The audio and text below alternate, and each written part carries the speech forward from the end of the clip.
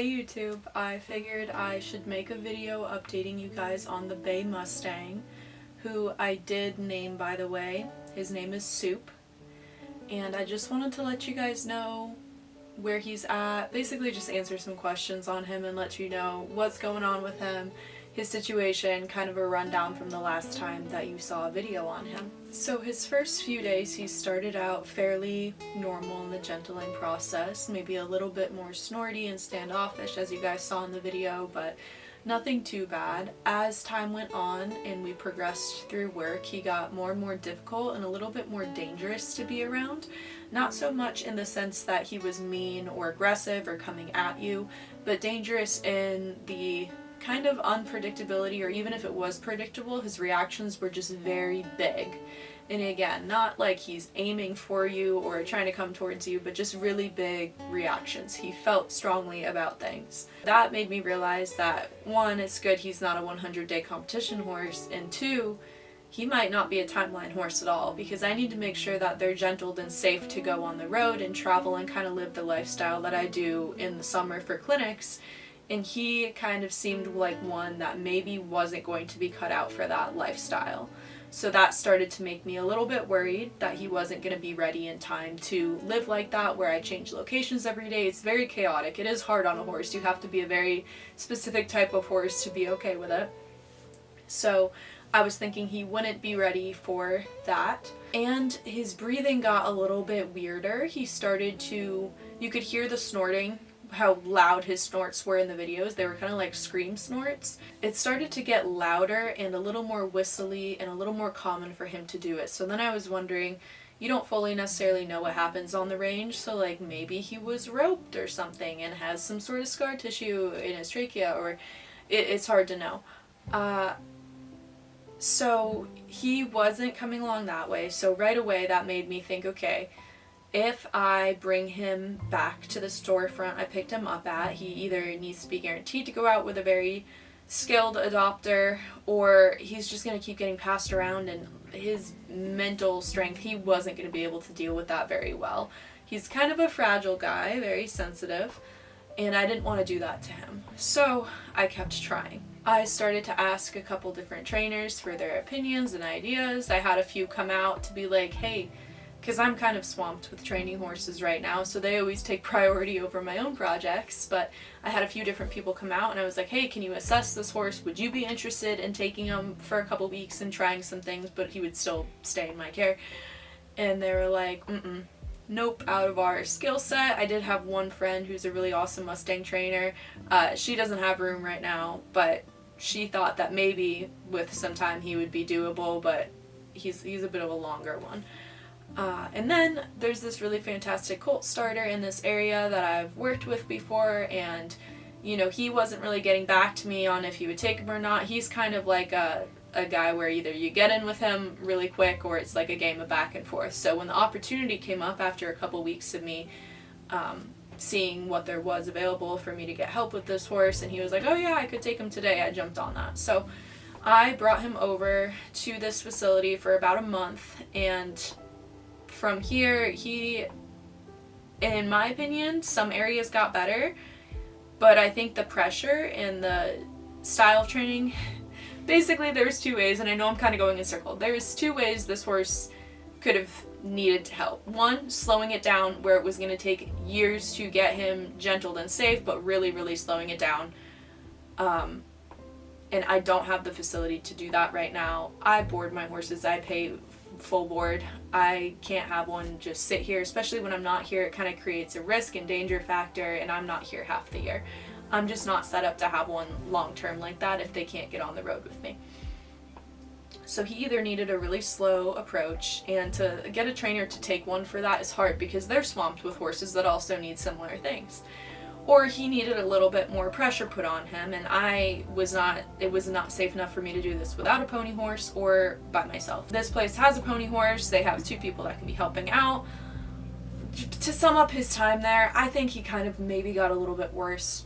He needs the slow route if he is going to be gentled. Otherwise, he's just going to keep hitting this same road bump. So I pulled the plug for a horse that is really stressed out, and he just needs to chill. He wants to be wild. He'd prefer that. But he's okay with head scratches. He'll put his head into you.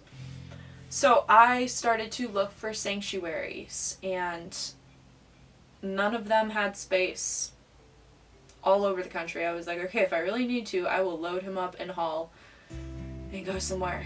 But none of them had space. And they're all really strict on what they take. Some of the Mustang sanctuaries want ones that are famous, yada yada yada, whatever. So my options are getting slimmer and slimmer. I really don't want to have to bring him back and have him land in someone else's hands. I don't know what they'll do with him. I want this guy, I want to know where his landing is going to be. I don't want a bad situation for this Mustang. Sanctuary pops up 15 minutes from me. They are new. I'm not going to release their name because I don't know if they'll get swamped with stuff. Getting organized and set up, but super close, and they were willing to take him. And they've got a great thing going there. It's kind of getting built up. They asked if I would be willing to like come out and maybe assess some of the other horses or take photos to help them with adoptions. And you know, I started my horse journey with volunteering at a draft horse rescue, so the rescues and volunteering and that type of stuff is very near and dear to my heart. So this place is a rescue and a sanctuary. So basically their trainers are gonna give a go at him. They know that he needs the slower route, the slower approach.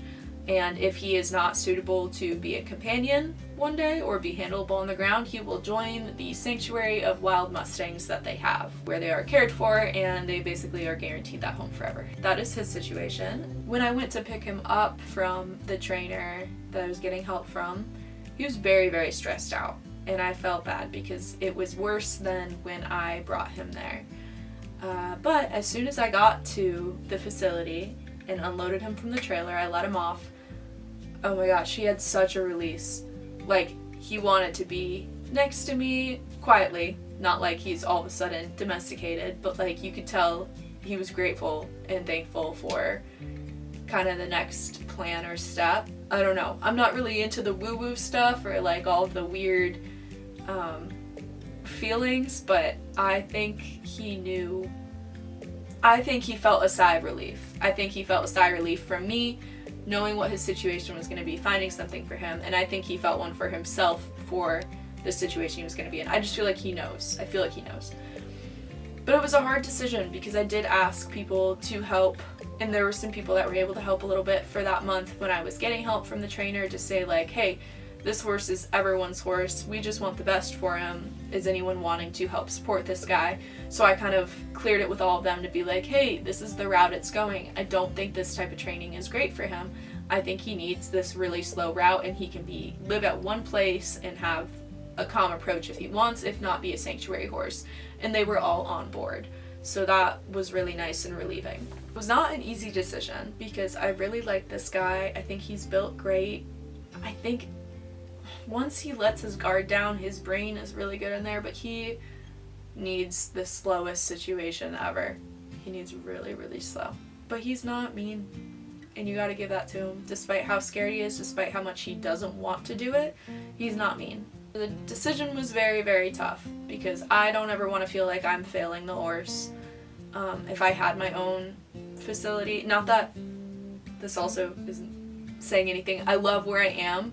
I love the situation I have, but it's not ideal for the horses that need that longer time frame or just a longer letdown period. So one day I'll have my own, and maybe I'll stumble across another horse like Soup who needs someone who will just let them live there and breathe and exist for a while and take their time and do a bunch of positive reinforcement training. Maybe I will have a situation one day and I will stumble across a horse like that and I'll say, this is Soup sending me this horse to have a chance for me to become a sanctuary for one. Also very grateful for the people that were helping and making it happen for him. Also, Soup was a sale authority horse, so I fully own him. He wasn't in contract with BLM, for anyone having questions on that. A couple days before I brought him to the sanctuary and rescue, of course wanting to make sure it's legit, them wanting to meet me, all the good stuff, so I went out there and I toured it ahead of time and saw it and talked to them to see what they were all about, and it was good. I got good vibes, good feelings. So that's why I decided, another reason that it is good to go through with it. And they were willing so quick to help make this happen. And at first they were like, oh, do you think you would be okay being in one of these stalls for, you know, they've got just like an array of trainers to like assess and work with him. And I'm like, I think he would like more open space. Like, I think he'd be good. So I didn't even know they were doing it. I thought we had a different plan in mind, but then when I showed up with him, they had this nice pen set up for him that wasn't like too huge. That way they could still get hands on him if they needed to. It was really nice. They kind of listened to what I thought he needed and got that set up, and I think it's going to be a great situation. Like I said, it was really relieving when we were there. There was a lot of chaos going on. There was a bunch of people visiting and touring, and I think they were doing a riding lesson. Like, there was just a lot of people there, lots going on. And he was not that freaked out by it. His energy was way more relaxed there, being out in a more open space. And I wish I got it on video, but then when I let him off the line, he's going around the pen there in the sand, and he's like springing his body into the air, like he's just being a happy horse. Like, he's like feeling and letting things go through his body. And his energy was good. It was good there. So I'm really hopeful. I know a lot of you really liked him and were excited to watch his journey, see his journey. I was really excited for his journey. I really liked how he was built. I thought he was sweet. This is where his journey is going. This is where it is decided to head to, and hopefully you guys are supportive of that. I think it's a good situation for him. And I just wanted to kind of share an update with y'all, because I'm sure some of you are wondering since the updates kind of stopped with him. I do have another big update that I'll be sharing soon. I am glad that you guys watched this video, and thanks for supporting the Mustangs and always being interested to follow each one of their journeys and stories. And hopefully you enjoyed watching a little bit of Soup's. Maybe in the future I can do an update on him in a few months or a year or something. But thank you guys for watching, and I will see you next time.